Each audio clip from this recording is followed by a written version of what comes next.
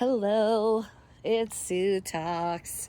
I'm all warmed up. You might hear some kitties purring. Um, there's been some questions on the horizon, and I'm here for you. I'm here to slay for you, sprinkle, sprinkle.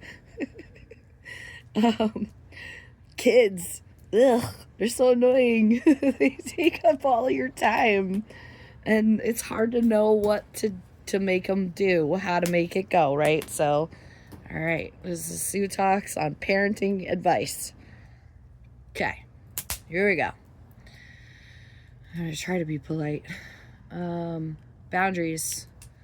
There's non-starters in this life, everyone. And guess who's in charge? You. You're the parent. You're welcome. Surprise. It's a boy. It's a girl. It's a it's a human. Let's lean into it's a human because like those constructs that come around masculine and feminine criteria, they're for the birds. So you just leave that for the next generation. They can decide on their own. But you own a human now. What do you do? Well, hot tips. Humans need things. Are you ready? Okay. They need food and water and toilet. The diaper stage. Oh, they were so cute. But guess what? That's over now. And now they're annoying and they're talking back. Okay. Doesn't mean they don't need food, water, toilet, and rest. Okay. And exercise. And this is the one that's so hard because are you giving them attention? Right? That's tricky. Like, yeah, I give them attention by giving them all the constructs under which they can facilitate life. But are you looking them in the eye? Are you playing board games? Are you, giving them agency? Oh. Okay, choice. There are some things that kids have to choose. You can't choose everything for them. They have to choose some stuff. So if they choose to not brush their hair, even if they look like a homeless person, then hey man, that's your hair. It's your choice. I might sing Buffalo Soldier, Dreadlock Rasta at you all the time, but and I might brush it out. But also, I want to remind them to care. You got to care about yourself. You got to tend your garden. You are number one. So you kid, mom, dad's side, mom, whoever, parent, grandparents, chosen family, I don't care. We got to all be on board for what some of the basics are. So food, water, toilet, rest, attention, agency. You got to sing a song. They need transition songs. And all right, here comes Sue to swallow all my pride. It's time to say goodbye. Goodbye, goodbye, goodbye. Whatever your kid's name is, it's time to say goodbye. Since my kids were little, I sing that song. Everything needs a beginning, middle, and an end. That's what a schedule kind of is.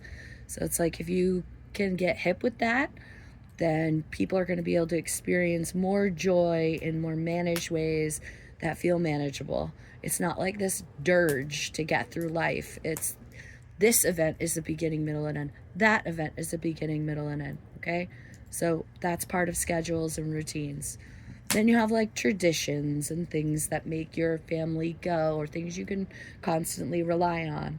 But if you make a tradition in your life that your kid runs the show, it's really hard to regain control. So singing dumb songs, schedules, expectations, countdowns. Remember the old days when mom would go, hold on, I gotta turn this space heater off. Love you, hold on. Okay, so remember when you're a kid, mom would be like, or dad, or whatever, don't make me get to 3, 1, 2, 2.5. That's threat. That's not parenting.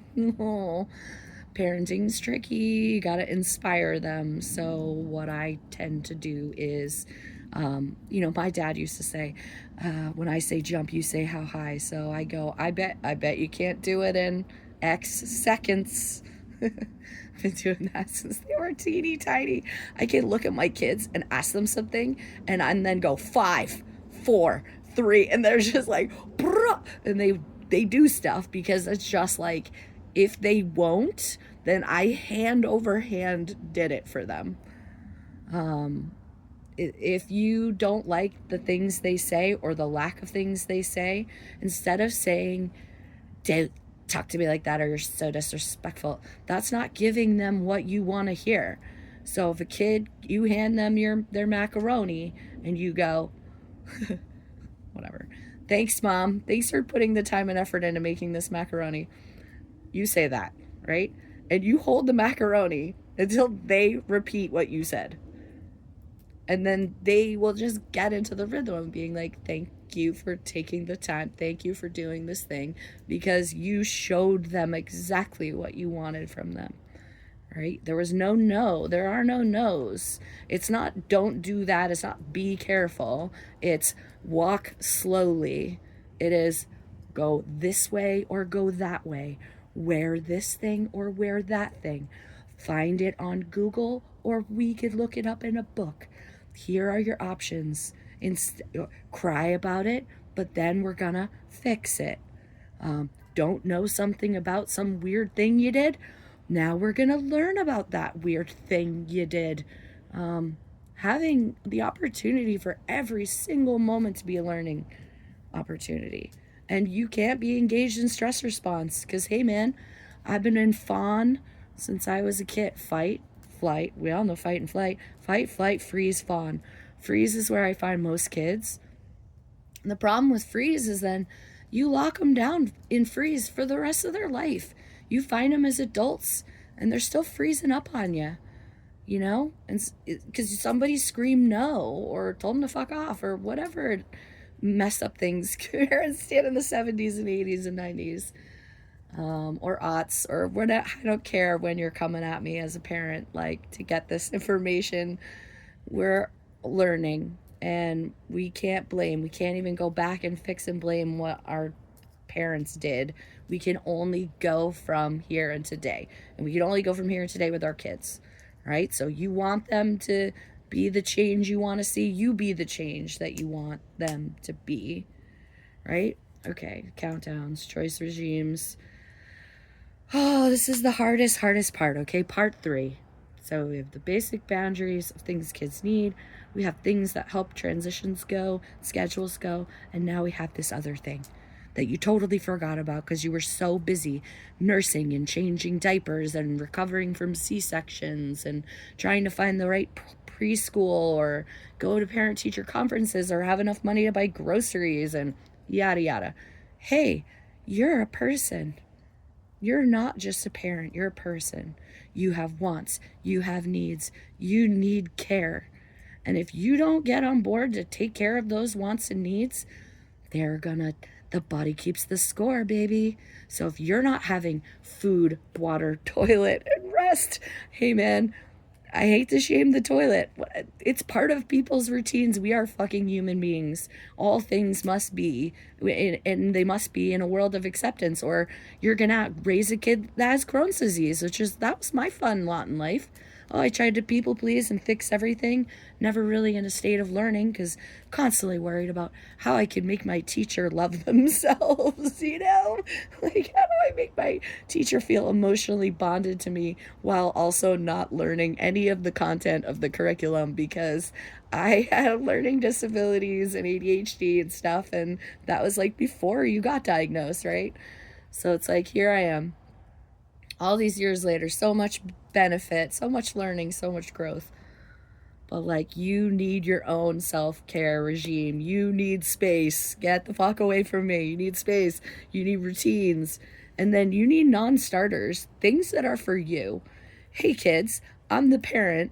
You're the kid. This is a non-starter. Oh, and these are gonna be really your own. They'll be different for everyone, but I'll give you a couple examples. You kids, you don't get to be in charge of the windows in the car or the radio or the listening content. Well, blah blah blah. Why not? I'm a free Uber bitch, so I get to pick the music, and then there's never a discussion. There's no constant requests. There's no wavering. There's no frustration on your end. You're taking care of your own non-starter as a parent, and you're saying, hey, I respect myself and what I need enough to say no to you, you little fucker. And I love you, you little fucker. I love you, kids. I do. But, like, you got to take a stand. Otherwise, they are going to steamroll you forever. And some of that holistic care that you apply to yourself, then show your kids how to do that.